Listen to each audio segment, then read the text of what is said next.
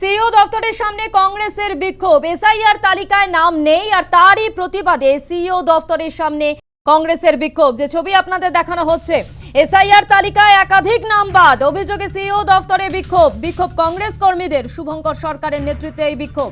যে ছবি আপনাদের দেখানো হচ্ছে, সিইও দফতরের সামনে বিক্ষোভ কংগ্রেস কর্মীদের এবং এই বিক্ষোভের নেতৃত্বে রয়েছেন শুভঙ্কর সরকার।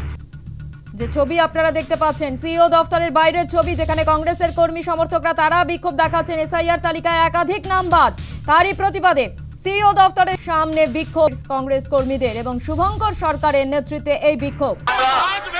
আপনাদের শোনাবো কংগ্রেস কর্মীরা তারা কি অভিযোগ করছেন। আমরা দেখলাম যে লিস্ট বেরিয়েছে 28 তারিখে, সেখানে মুখ্যমন্ত্রীর কেন্দ্রে ডেড ভোটারের নাম আছে।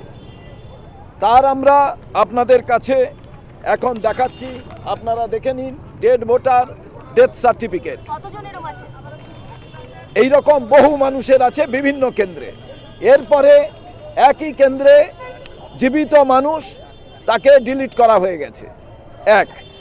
আজকে মালদাতে 8 লক্ষ মানুষ, মুর্শিদাবাদে 11 লক্ষ মানুষ এবং 60 লক্ষ অ্যাডজুডিকেটেড।